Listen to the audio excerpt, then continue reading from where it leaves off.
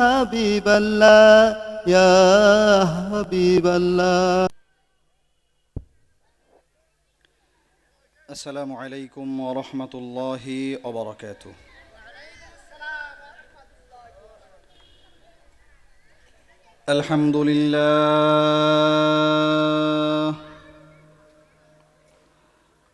الحمد لله نحمده ونستعينه ونستغفره ونؤمن به ونتوكل عليه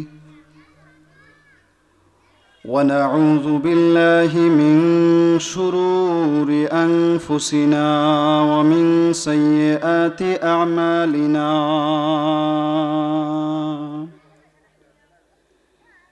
من يهده الله فلا مضل له ومن يضلله فلا هادي له ونشهد أن لا إله إلا الله ونشهد أن سيدنا ونبينا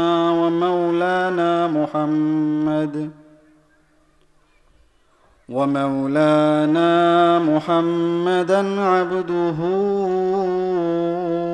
ورسوله. أما بعد فأعوذ بالله من الشيطان الرجيم. بسم الله الرحمن الرحيم.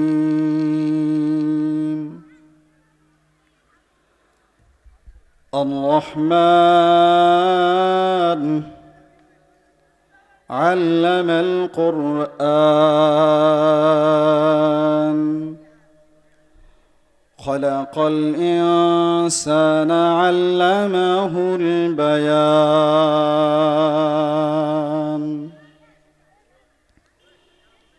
وقال رسول الله صلى الله عليه وسلم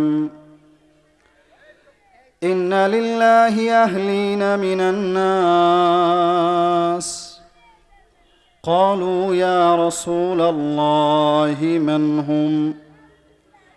قال رسول الله صلى الله عليه وسلم هم أهل القرآن وأهل الله وخاصته. صدق الله العظيم وصدق رسوله النبي الكريم ونحن على ذلك من الشاكرين والشاكرين والحمد لله رب العالمين.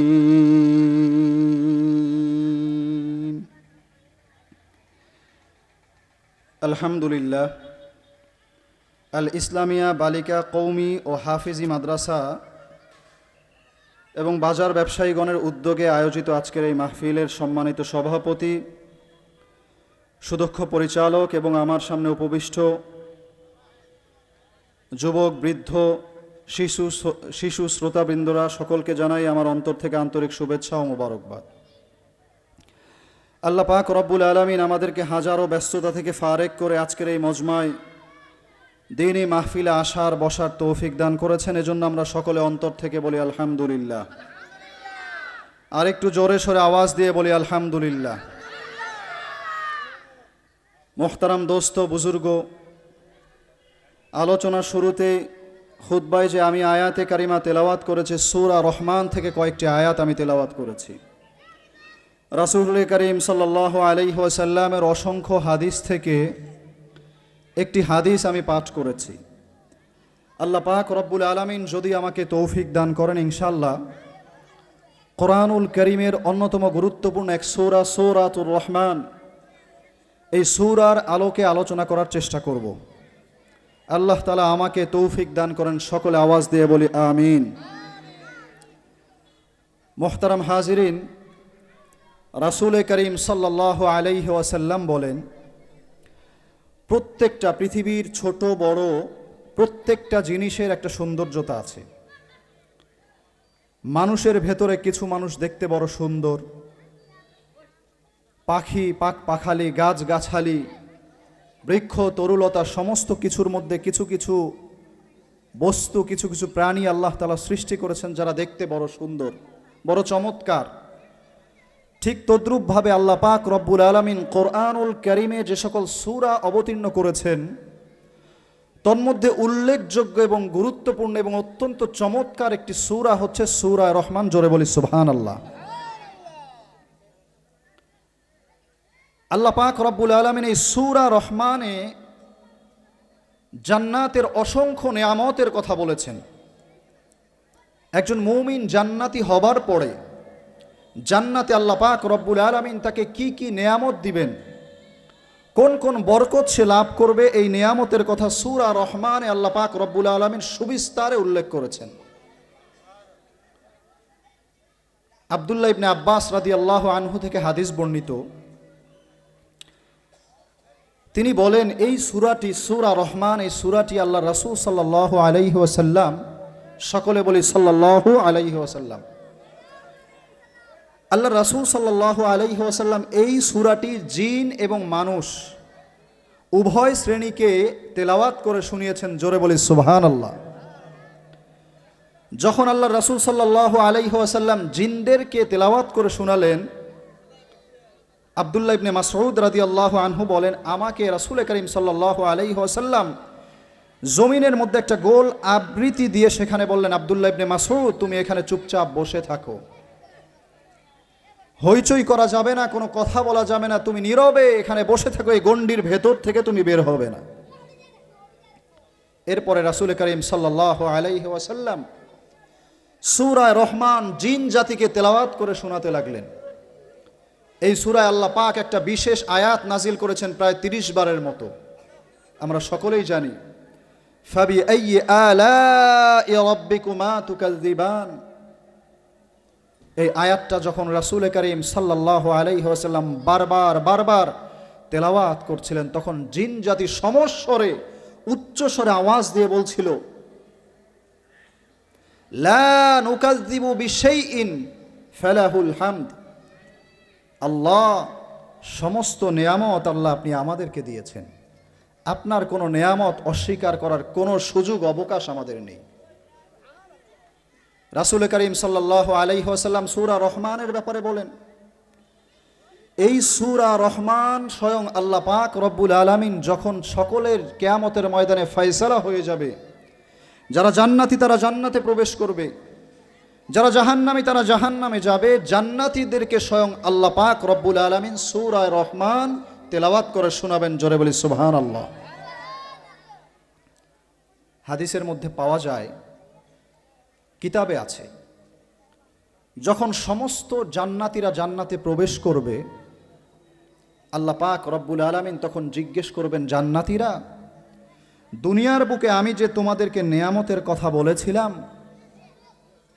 তোমাদেরকে কি কি দেব সূরা রহমানে আলোচিত হয়েছে, কথা বলেছিলাম, জান্নাতে আসার পরে তুমি কি সব কিছু পেয়েছো?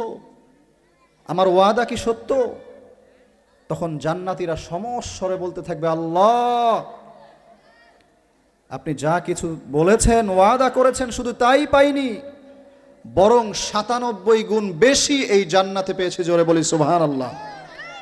আপনি ফল ফ্রুটের কথা বলেছেন, আপনি স্বর্ণ মণিমুক্তার কথা বলেছেন, খাট পালঙের কথা বলেছেন, হুর গিলমানের কথা বলেছেন, খাদেমার কথা বলেছেন, জান্নাতি বালাখানার কথা বলেছেন, দুধের নহরের কথা বলেছেন, মধুর কথা বলেছেন, বলেছেন এক একটা ফল ফলাদিতে 70-এরও অধিক সুস্বাদ থাকবে। সব কিছু পেয়েছি, শুধু পাইনি, বরং 97 গুণ বেশি পেয়েছি। জোরে বলি সুবহানাল্লাহ। এবার আল্লাহ পাক রব্বুল আলামিন বলবেন, জান্নাতীরা একটু চিন্তা করে দেখো তো আর কোনো নেয়ামত বাকি আছে কিনা যেটা তোমাদের পাওয়ার দরকার আছে। এবার সমস্ত জান্নাতীরা চিন্তায় পড়ে যাবে,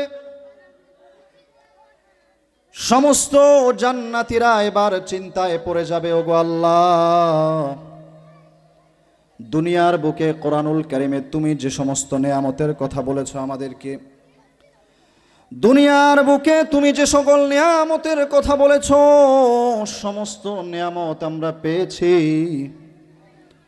শুধু সমস্ত নিয়ামত পাই নাই, বরং 97 গুণ পেয়েছি। জোরে বলি সুবহানাল্লাহ। আল্লাহ পাক রব্বুল আলামিন বলবেন, ওগো জান্নাতীরা, একটু চিন্তা করো কোন নিয়ামতটা তোমরা পাও নাই, কোন নিয়ামতটা তোমাদের অবশিষ্ট আছে, একটু চিন্তা করো।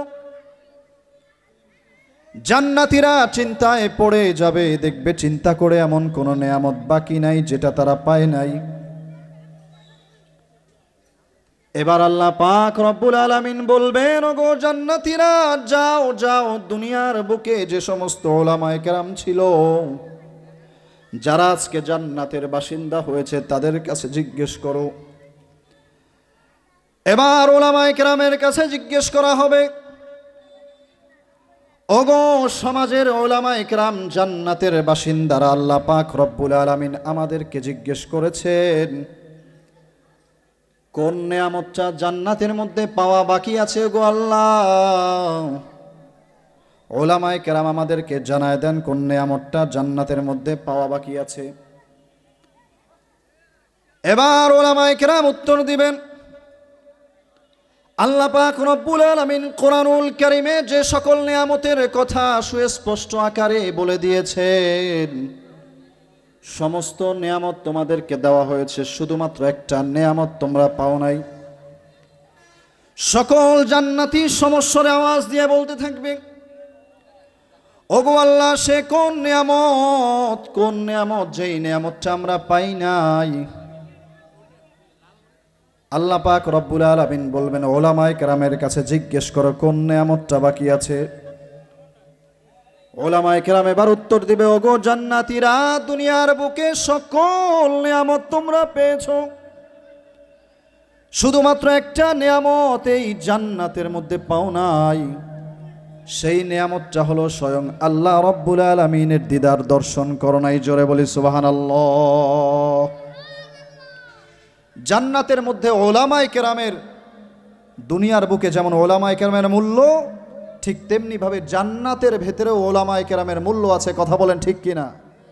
মোহতারাম হাজিরিন, দুনিয়ার বুকে একজন মানুষ ইসলামের পথে চলতে চাইলে, ইসলামী তাহজিব তামাজ্জুন যদি কেউ শিখতে চায়, ইসলামী কালচার যদি নিজের ভেতরে ধারণ করতে চায়, একজন মানুষ যদি প্রকৃত ঈমান চায়, তার সর্বপ্রথম দায়িত্ব, কর্তব্য হচ্ছে সমাজের ওলামায়ে কেরামের শ্রদ্ধা করা, ওলামায়ে কেরামের সোহবত নিজের ভেতরে ধারণ করা। কথা বলেন ঠিক কিনা? মোহতারাম হাজিরিন, ব্রাহ্মণ বাড়ির একজন বড় মাপের আল্লাহওয়ালা বুজুর্গ আলেম ছিলেন, যাকে বলা হতো ফখরে বাঙ্গাল, অর্থাৎ গোটা বাঙালি জাতির মধ্যে গর্ব। পাকিস্তান পিরিয়ডের ঘটনা, তিনি একবার মাহফিল করার জন্য ট্রেন ধরবেন, ট্রেন ছেড়ে দিয়েছেন, এমতো অবস্থায় দৌড়ে গিয়ে তিনি ট্রেনের উপর উঠলেন, ট্রেনে চড়লেন। যেই বগিতে বসলেন সেখানে পাকিস্তানি কয়েকজন সৈন্য বসা ছিল।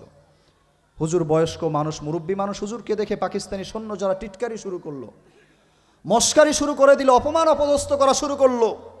এই সমাজের মোল্লারা হচ্ছে সবচেয়ে খারাপ। আমরা বলি মহিলারা ছোটোখাটো পোশাক পরবে আর এরা পর্দার কথা বলে।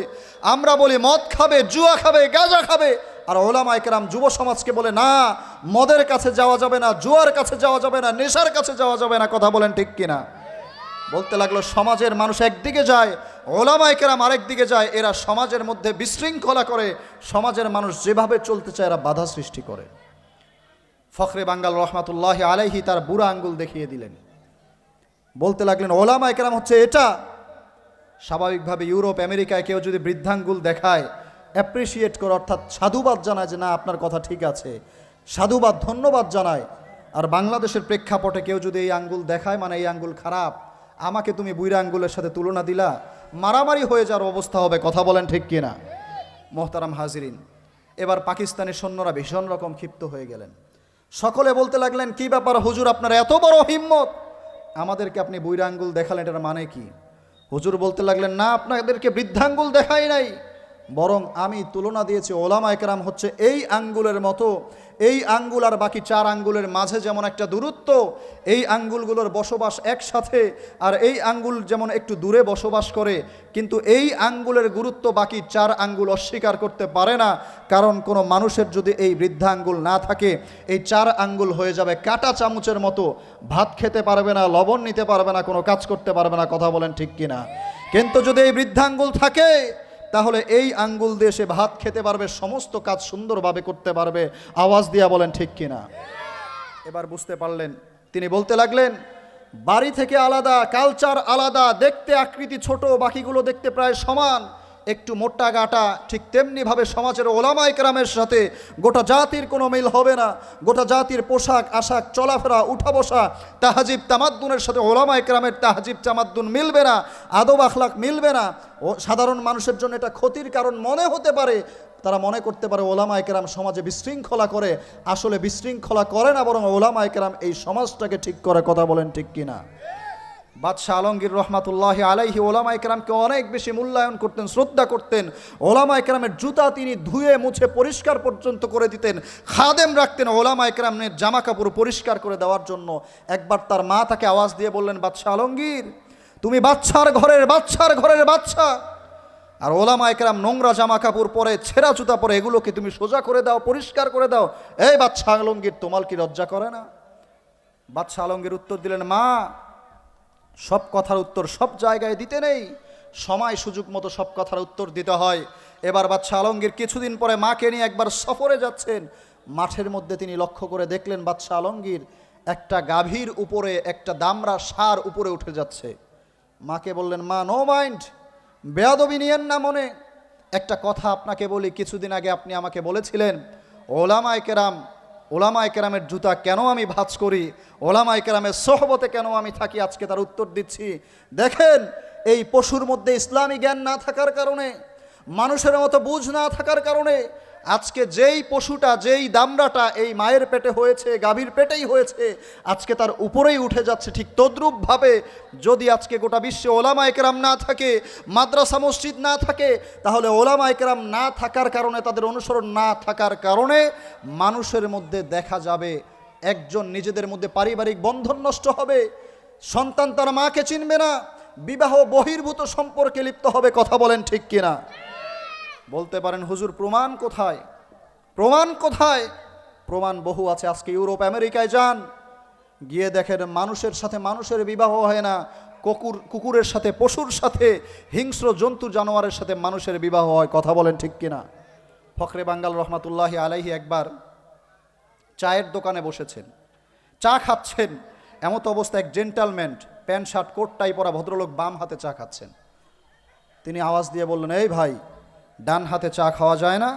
ওই লোকটা চিৎকার করে বলতে লাগলেন, ডান হাত আর বাম হাত তো আল্লাহ তাআলার সৃষ্টি, ডান হাতে খাই না বাম হাতে না খাই, এ নিয়ে আপনার আপত্তির কি আছে? মোল্লা মৌলবী সব জায়গায় বিশৃঙ্খলা করে, ডান হাতে খাওয়া যেই কথা, বাম হাতেও খাওয়া সেই কথা।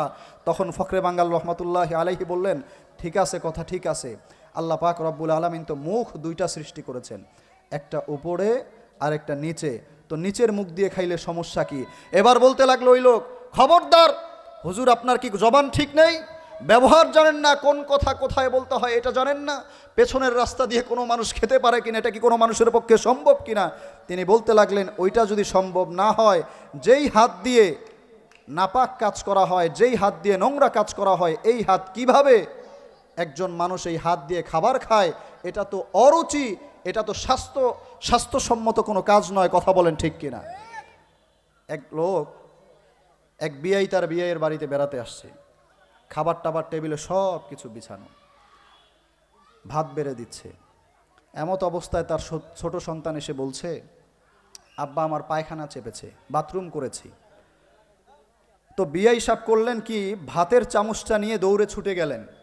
সন্তান, ছোট বাচ্চা যেখানে সেখানে পায়খানা করে, এই চামচ দিয়ে পায়খানা পরিষ্কার করে সাবান দিয়ে ধুয়ে আবার চামচ এনে প্লেটের কাছে ভাতের ভোলের মধ্যে রাখলেন। বিয়াই সাহেব এবার চিৎকার করে বলেন, বিয়াই সাহেব করলেন কি আপনি কাজটা? যেই চামচ দিয়ে আপনি ভাত বেড়ে দিবেন, সেই চামচ দিয়ে আপনি এমন নোংরা কাজ করলেন। তিনি বললেন, নো মাইন্ড, আমি তো সাবান দিয়ে ধুয়ে এনেছি। বিআই সাহেব উত্তর দেন, সাবান দিয়ে ধোন আর স্বর্ণের পানি দিয়ে ধোন। এটা কি কোনো মানুষের সভ্য রুচি হতে পারে? যেই চামচ দিয়ে নোংরা কাজ করা হয়েছে সেই চামচ দিয়ে আবার ভাত খাবে? সম্ভব এটা? মোহতারাম হাজিরিন, সমাজে ওলামায়ে কেরামের মূল্য এতটুকু। যদি ওলামায়ে কেরাম মানুষকে ইসলামী তাহজিব, তামাদ্দুন, আদর্শ, ইসলামী নিয়ম নীতি বিধিবিধান শিক্ষা না দেয়, মানুষের মধ্যে স্বাভাবিক যে সামাজিকতা আছে, ভদ্রতা আছে, চূড়ান্ত পর্যায়ে নষ্ট হয়ে যাবে। মানুষ পশু প্রাণীর মতো হয়ে যাবে। কথা বলেন ঠিক কিনা? আল্লাহ পাক রব্বুল আলামিনের জন্য কোরআনুল কারিমে বলেন, উলাইকা কাল আনআম বাল হুম আদাল। আল্লাহ পাক রব্বুল আলামিন কোরআনুল কারিমে বলেন, একটা শ্রেণী আছে যারা ইসলামী বিধিবিধান যদি মেনে না চলে তারা হবে পশু প্রাণীর মতো। বরং শুধু পশু প্রাণী নয়, তার চাইতেও আরো নিকৃষ্ট হয়ে যাবে। জোরে বলি ঠিক কিনা? এবার জান্নাতের মধ্যে সমস্ত মানুষ ওলামায়ে কেরামকে জিজ্ঞেস করবেন, ওগো ওলামায়ে কেরাম, জান্নাতের ভেতরে কোন নেয়ামতটা বাকি আছে, যেই নেয়ামতটা আমাদের জানা দরকার আছে? সমস্ত ওলামায়ে কেরাম সমস্বরে বলবেন, আল্লাহ পাক রব্বুল আলামিন কোরআনুল কারিমে ফল ফ্রুটের কথা বলেছেন, নাজ নেয়ামতের কথা বলেছেন, সব তোমরা পেয়েছো। কিন্তু আল্লাহ পাক রব্বুল আলামিনের সবচেয়ে বড় নেয়ামত তার দিদার তোমরা লাভ করো নাই।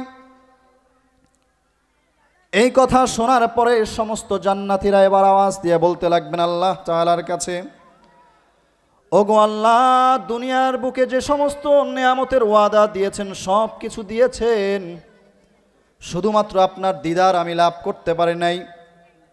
আল্লাহ পাক রব্বুল আলামিন এবার বলবেন, যাও যাও, জান্নাতের মধ্যে একটা জান্নাত আছে দারুস সালাম, ওই দারুস সালামের মধ্যে তোমরা সকলে উপস্থিত হয়ে যাও। সমস্ত জান্নাতীরা ওই দারুস সালামে উপস্থিত হয়ে যাবে। আল্লাহ পাক রব্বুল আলামিন সেই মজমার মধ্যে প্রধান অতিথি বানাবেন আপনার আমার সকলের নবী হযরতে মুহাম্মাদুর রাসূল সাল্লাল্লাহু আলাইহি ওয়াসাল্লাম। জোরে বলি সুবহানাল্লাহ। আল্লাহ পাক রব্বুল আলামিন বিশেষ অতিথি বানাবেন দাউদ আলাইহিস সালাতু ওয়াস সালামকে, আর স্বয়ং প্রধান অতিথি স্বয়ং সমস্ত মজমার সভাপতি হবেন স্বয়ং আল্লাহ তাআলা। জোরে বলি সুবহানাল্লাহ।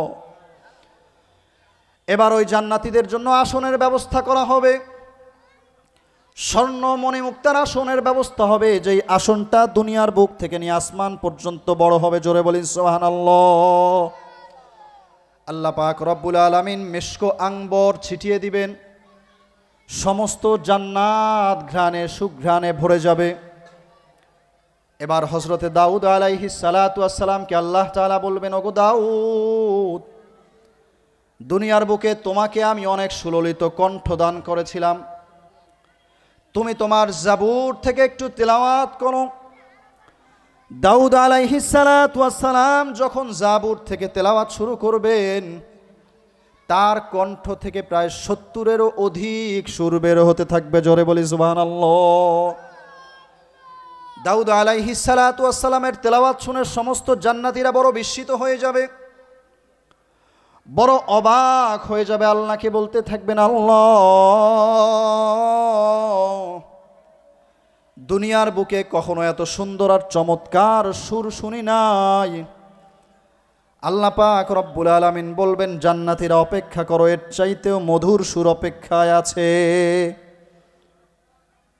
এবার স্বয়ং রাসূলুল্লাহ সাল্লাল্লাহু আলাইহি ওয়াসাল্লামকে বলা হবে, আমার বন্ধু, আমার রাসূল, দুনিয়ার বুকে তোমাকে আমি মনোনীত করেছিলাম, নির্বাচিত করেছিলাম। দুনিয়ার বুকে তোমাকে আমি কোরআনুল কারীম দান করেছিলাম। ওই কোরআনুল কারীমের তেলাওয়াত তুমি অনেক সুললিত কণ্ঠে মানুষদেরকে শোনাতে, মুগ্ধ করতে। আমার দোস্ত, আমার রাসূল, আজকে তুমি সমগ্র জান্নাতীদেরকে সূরা ইয়াসিন তেলাওয়াত করে শোনাও। জোরে বলি সুবহানাল্লাহ।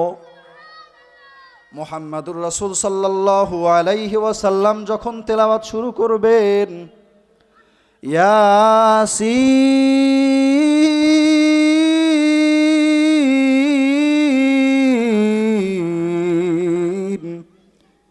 ওয়াল কুরআনিল হাকীম।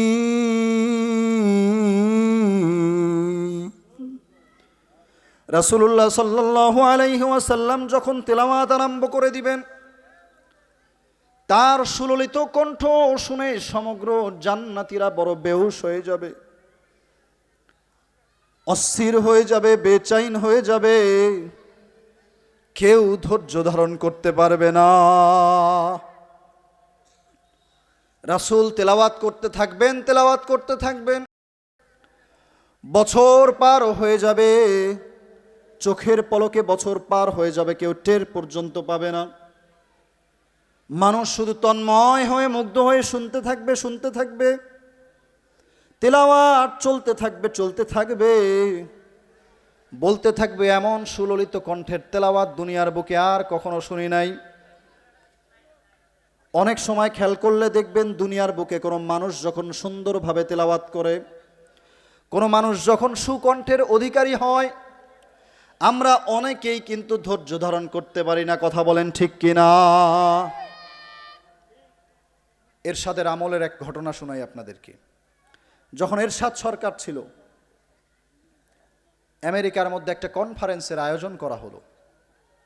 সমস্ত ধর্মের মধ্যে থেকে একজন ব্যক্তি, একজন বক্তাকে উপস্থিত করা হলো।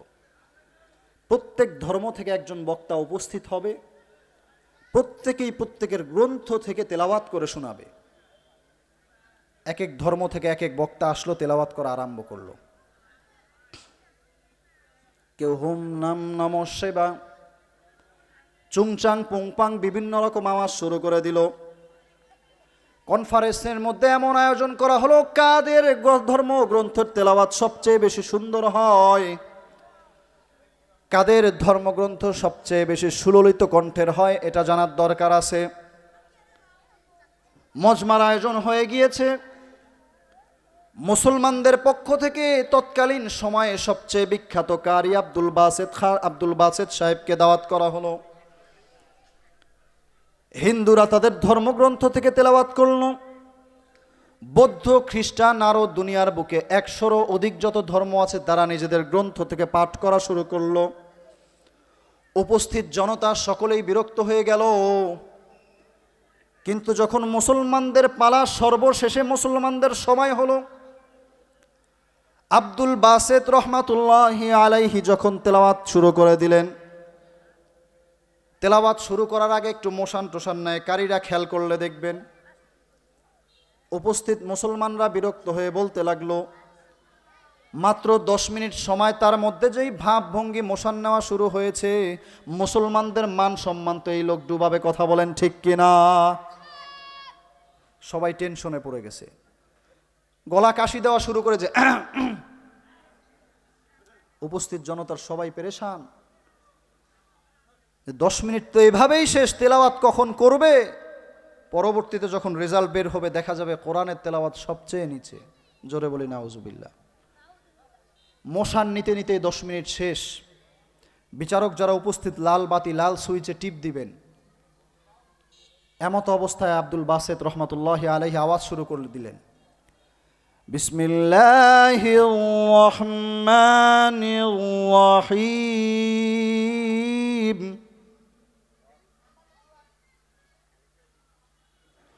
ওয়াদ-দুহা ওয়াল-লাইলি ইযা সাজা। তেলাওয়াত শুরু করে দিয়েছেন। তেলাওয়াত চলছে চলছে চলছে। 10 মিনিট পার হয়, 20 মিনিট পার হয়, 30 মিনিট পার হয়। গোটা মজমা নীরব নিস্তব্ধ, কেউ আর আওয়াজ দেয় না, কেউ আর কোনো কথা বলে না, কেউ আর বলে না 10 মিনিট সময় শেষ, লাল বাতি, লাল সুইচে টিপ দেন। বিচারক কলম তুলে তাকিয়ে আছেন, চোখের পলক পড়ে না। প্রায় আধা ঘন্টারও অধিক তেলাওয়াত করার পরে তিনি যখন স্টেজ থেকে নামলেন, সাদাকাল্লাহুল আজিম বললেন, যখন তিনি স্টেজ থেকে নামবেন তখন আওয়াজ উঠল, আব্দুল বাসেত সাহেব, তেলাওয়াত বন্ধ করবেন না। এত চমৎকার তেলাওয়াত জীবনও শুনি নাই। এত ধর্মগ্রন্থের তেলাওয়াত শুনলাম, পড়া শুনলাম, একটাও আমাদের চোখের অশ্রু ঝরায়নি, আমাদের হৃদয় বিগলিত করেনি। সুতরাং আপনি আপনার তেলাওয়াতকে থামাবেন না, আপনি আরও তেলাওয়াত করেন, আরও তেলাওয়াত করেন। জোরে বলি সুবহানাল্লাহ। কোরআনের তেলাওয়াতের প্রভাব আছে না নাই? আওয়াজ দিয়ে বলে আছে। কোরআনের মাহফিলে আসবেন, প্রভাব পড়বে না, এটা হতে পারে না।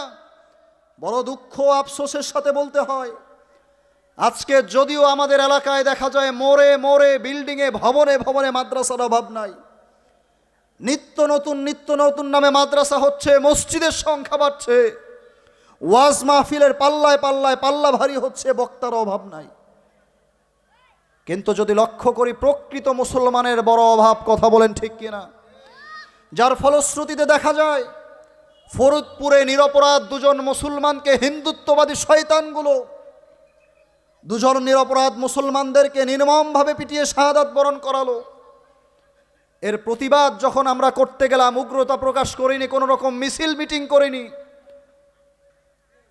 মানুষকে কটূক্তিমূলক কোনো কথা আমরা বলিনি, শুধু শান্তিপূর্ণ মিছিল করে প্রতিবাদ করেছি।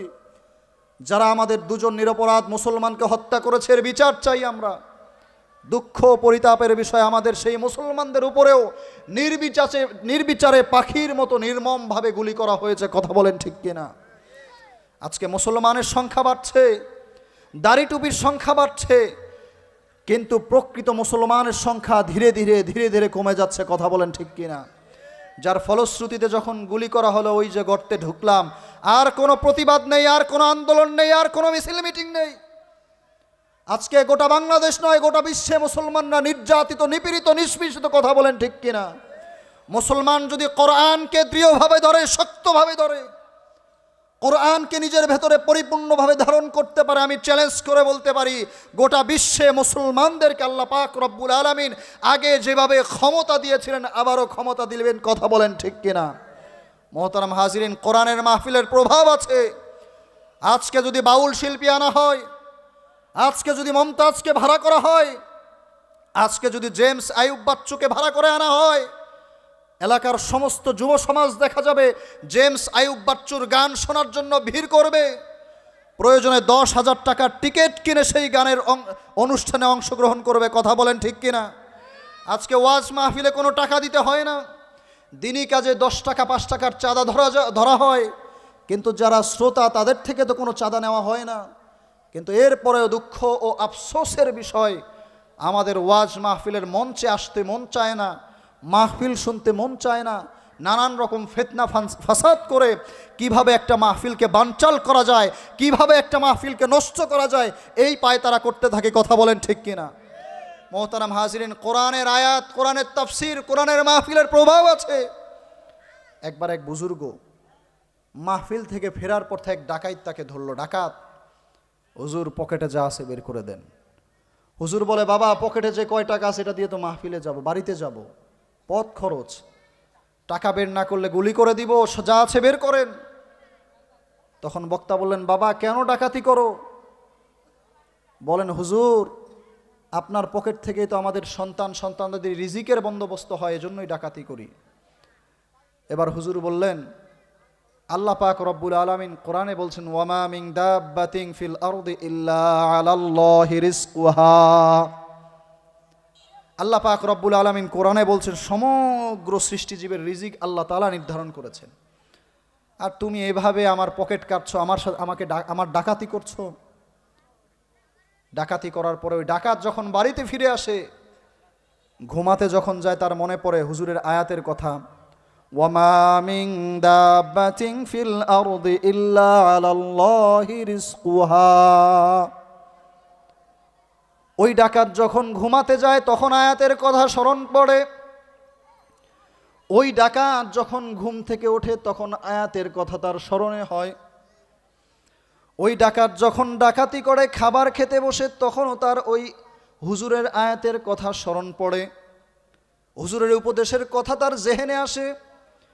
এভাবে চলতে একদিন তার ভেতরে এমন এক পরিবর্তন আসলো, এমন এক জালজালা তৈরি হয়ে গেল। ওই লোকটা সমস্ত ডাকাতি বাদ দিয়ে বড় মাপের একজন বুজুর্গে রূপান্তর হয়ে গেল। জোরে বলি সুবহানাল্লাহ। এরপরে 2-3 বছর পরে ওই লোকটা এমন বুজুর্গ হলো, এমন আল্লাহওয়ালা হলো। 3 বছর পরে ওই লোকটা হজে পর্যন্ত পৌঁছে গেল। হজে যাওয়ার পরে দেখে ওই বুজুর্গ তাওয়াফ করছেন।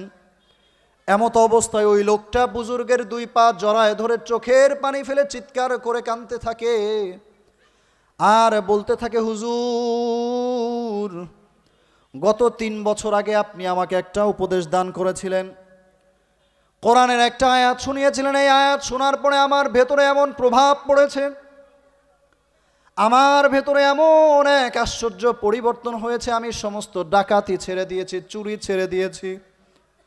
আল্লাহ পাক রব্বুল আলামিন আমাকে কবুল করেছেন, বিদায় আজকে আমি হজে পর্যন্ত আসতে পেরেছি।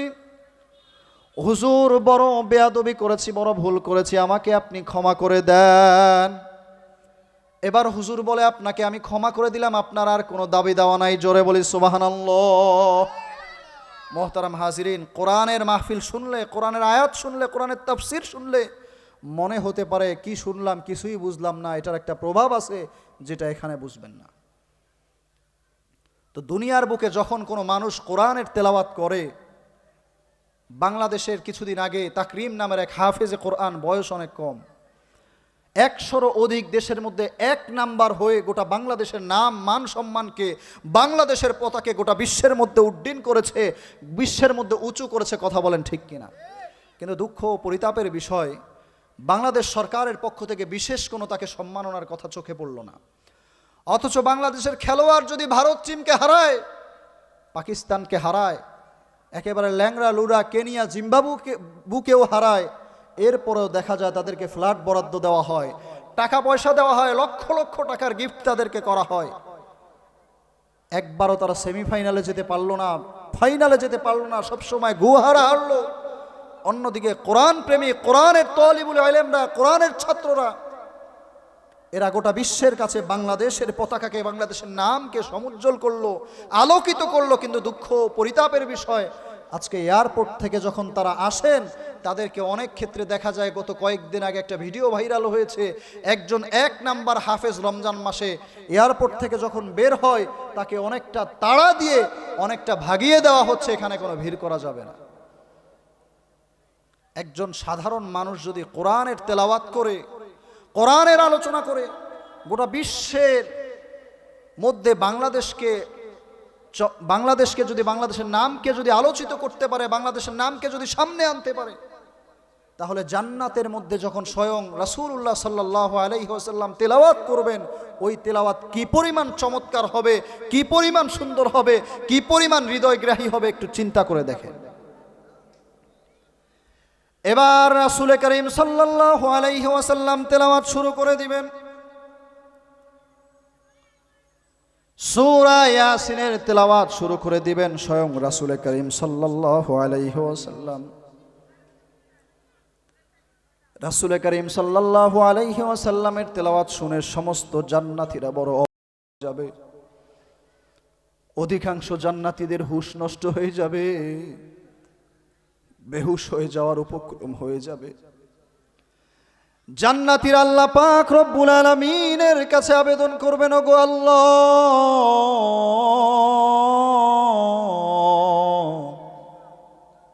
এত চমৎকার সুর কোনোদিন শুনি নাই গো আল্লাহ।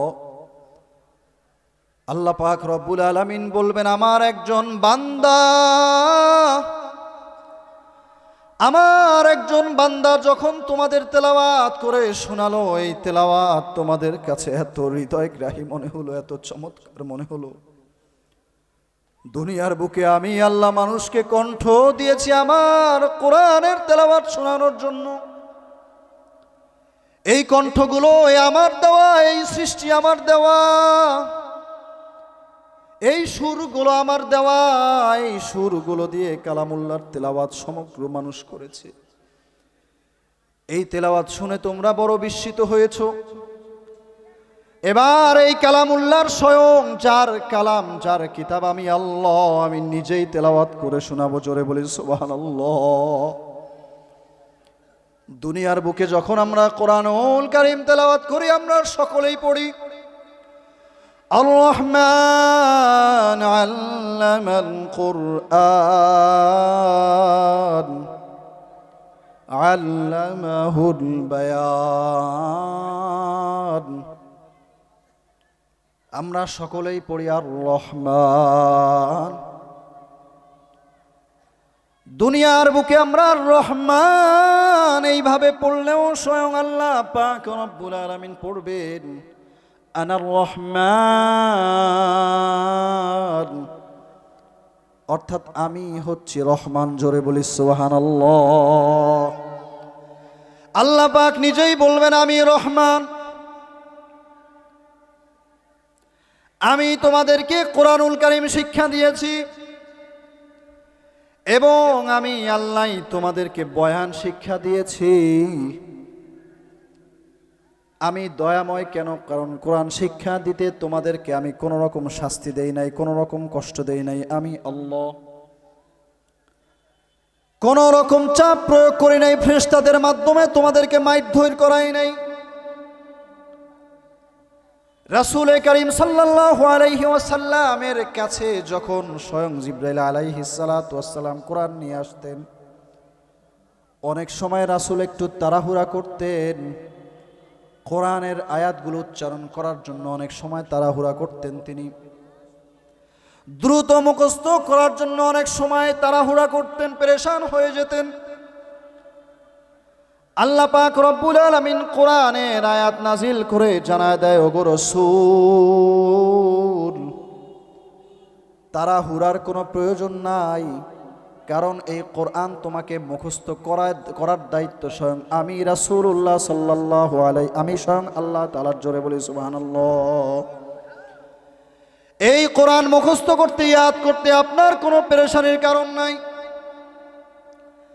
আপনার কোনো চিন্তার কারণ নাই, তাড়াহুড়া করার কোনো প্রয়োজন নাই। আবার আপনি যখন মানুষকে কোরআনের আয়াত শোনাবেন, কোরআনের তেলাওয়াত শোনাবেন, মানুষের উপর চাপ প্রয়োগ করার দরকার নাই। লাস্তা আলাইহিম বিমুসাইতির, এই আল্লাহর রাসূল, আপনাকে আমি দারোগা করে দুনিয়ার বুকে পাঠাই নাই। মানুষকে চাপ প্রয়োগ করতে হবে, মানুষকে শক্ত করে ধরে কোরআনুল কারীম শিক্ষা দিতে হবে, এমনভাবে দুনিয়াতে আপনাকে আমি পাঠাই নাই। আপনি আপনার মতো করে কোরআনুল কারীমের আয়াত শোনায় দেন, নিজের মতো করে কোরআনুল কারীমের তেলাওয়াত শুরু করে দেন। আল্লাহ পাক যাদের জন্য হেদায়েত নসিব ফরমায়াছেন তারা হেদায়েত প্রাপ্ত হবে, আর যাদের কপালে হেদায়েত নাই তারা কোশ্চিন কালেও হেদায়েত পাবে না। কথা বলি ঠিক কিনা? এবার রাসূল সাল্লাল্লাহু আলাইহি ওয়াসাল্লামের তেলাওয়াত জান্নাতে শেষ হয়ে যাবে। মানুষ বড় অস্থির, মানুষ বড় পেরেশান। এবার আল্লাহ তাআলা তেলাওয়াত শুরু করে দিবেন, আনার রহমান আল্লামাল কুরআন খলাকাল ইনসান আল্লামাহুল বায়ান। আল্লাহ পাক রব্বুল আলামিনের তেলাওয়াত শুনে সমগ্র জান্নাতীরা নিজেদের অস্তিত্বকে বিলীন করার পর্যায়ে চলে যাবে। জোরে বলি সুবহানাল্লাহ। আল্লাহ পাক রব্বুল আলামিনের এই সুললিত কণ্ঠ, হাজার ওয়াজ শুনি, হাজার বয়ান করি, কোনো মানুষের পক্ষে এটা সম্ভব নয় যে সেই আল্লাহ পাকের তেলাওয়াত কত চমৎকার হবে, কত সুন্দর হবে, এটা বোঝার ক্ষমতা আমাদের নাই, এটা উপলব্ধি করার মতো অবস্থা আমাদের নাই। যত বড় সাহিত্যিক হোক, যত বড় কবি হোক, যত সুললিত কণ্ঠের অধিকারী হোক, যতভাবেই বোঝানোর চেষ্টা করুক না কেন, কোনোভাবেই আপনার আমার পক্ষে এটা বোঝার সম্ভব না। কথা বলেন ঠিক কিনা? আল্লাহ পাক রব্বুল আলামিন তেলাওয়াত করবেন, তার তেলাওয়াত চলতে থাকবে, বছর পার হবে, শুধু বছর না, বছর না, মাস না, বরং হাজার হাজার বছর পার হয়ে যাবে। তবুও আল্লাহ পাকের তেলাওয়াত শেষ হবে না। জোরে বলি সুবহানাল্লাহ। জান্নাতি যারা হুর থাকবে তারা বারবার চিঠি পাঠাতে থাকবে, ওগো আল্লাহ মাহফিলকে শেষ করে দেন, মাহফিলকে বন্ধ করে দেন। অবস্থা যেমন দেখা যাচ্ছে, মাহফিল যদি আপনি শেষ না করেন, আমরা আমাদের স্বামীদেরকে পাবো না, আমাদের স্বামীরা তো ইন্তেকাল ফরমাবে। এবার আল্লাহ পাক রব্বুল আলামিন দ্রুত মাহফিলকে শেষ করে দিবেন। জান্নাতের মধ্যে যখন জান্নাতীরা মাহফিল শেষ হওয়ার পরে যখন জান্নাতে প্রবেশ করবেন, তাদের হুর গিলমান নিজেদের স্ত্রীরা তাদেরকে চিনতে পারবে না। পা থেকে মাথা পর্যন্ত বারবার দেখতে থাকবে, অবাক হয়ে দেখতে থাকবে, ডাগর চক্ষু বিশিষ্ট অবস্থায় দেখতে থাকবে। এমন সুন্দর স্বামীকে আর আগে পরে কখনো দেখা যায় নাই। স্বামী অবাক হয়ে জিজ্ঞেস করে, এভাবে তাকায় আছো কেন? এবার স্ত্রীরা উত্তর দেয়, আপনাদের চেহারার ভেতরে এমন নূর চমকায়, এমন সৌন্দর্য চমকাচ্ছে, যেই সৌন্দর্য আগে পরে আর কখনো দেখা যায় নাই। জোরে বলি সুবহানাল্লাহ। কেন কেন এত চমৎকার সৌন্দর্যতা? এই নূর কোত্থেকে আসলো? কারণ স্বয়ং আল্লাহ পাক রব্বুল আলামিনের দরবারে, আল্লাহ পাক রব্বুল আলামিনের মাহফিলে উপস্থিত হওয়ার কারণে, আল্লাহ পাক রব্বুল আলামিনের স্বয়ং দিদার লাভ করার কারণে তাদের চেহারার মধ্যে এমন নূর চমকাতে থাকবে। জোরে বলি সুবহানাল্লাহ। মুহতারাম হাজিরিন, এই জান্নাতের মধ্যে শুধুমাত্র ওই ব্যক্তিরাই আল্লাহর দিদার লাভ করতে পারবে যারা প্রকৃত ঈমানদার। কোন কাফের, কোন মুশরিক, কোন বেদাতি কেউ কোনোদিন জান্নাতের মধ্যে আল্লাহ পাক রব্বুল আলামিনের দিদার লাভ করতে পারবে না। এজন্য আমাদের সকলকে খেয়াল রাখতে হবে, কোনো অবস্থাতেই যেন আমাদের দ্বারা কোনো শিরিক প্রকাশ না পায়, কোনো অবস্থাতেই যেন আমাদের দ্বারা শিরিক না হয়ে যায়, কোনো অবস্থাতেই যেন আমাদের দ্বারা কোনো বেদাতি কর্মকাণ্ড প্রকাশ না পেয়ে যায়। জোরে বলি ঠিক কিনা? মোহতারাম হাজিরিন, আমাদের সমাজে অনেক সময় দেখা যায় এক একজনের মুরিদ, অনেক ভণ্ড বাবার মুরিদ আছে। বছরের বিশেষ সময়গুলোতে তারা ওরস পালন করে থাকে। নারী পুরুষ একসাথে হয়ে অমুকের চাচি, তমুকের ভাবি, অমুকের বউ এক বাসে উলঙ্গপনা করে গান গাইতে গাইতে, নাচতে নাচতে হুঁশ নাই, মাজারে যায় নিজেদের সন্তান চাইতে, নিজেদের রিজিক চাইতে, মাজারে যায় ইবাদত করতে, সেজদা দিতে। এমন অনেক ভণ্ড আছে না নাই আমাদের সমাজে? এই ভণ্ডামিগুলো যদি আমাদের সমাজ থেকে দূর না হয়, এই বেদাত শিরিক মুক্ত সমাজ যদি আমরা না গড়তে পারি, তবে জান্নাতেও প্রবেশ করা সম্ভব না এবং আল্লাহ পাক রব্বুল আলামিনের দিদার লাভ করাও আমাদের পক্ষে সম্ভব না। মোহতারাম হাজিরিন, যা কিছু বললাম, যা কিছু শুনলাম, আল্লাহ পাক রব্বুল আলামিন আমাদের সকলকে হাতে হাত রেখে, কাঁধে কাঁধ মিলিয়ে বিনা হিসাবে জান্নাতে প্রবেশ করার তৌফিক দান করেন। সকলে বলি আমিন। আমাদের সকলকে আল্লাহ পাক রব্বুল আলামিন জান্নাতে আল্লাহ পাক রব্বুল আলামিনের দিদার লাভ করার তৌফিক দান করেন। সকলে বলি আমিন। ওয়া আখির দাওয়ানা আলহামদুলিল্লাহি রাব্বিল আলামিন। আসসালামু আলাইকুম ওয়া রাহমাতুল্লাহি ওয়া বারাকাতুহু। হাবিবাল্লাহ, ইয়া হাবিবাল্লাহ, ইয়া কামলিওয়ালা।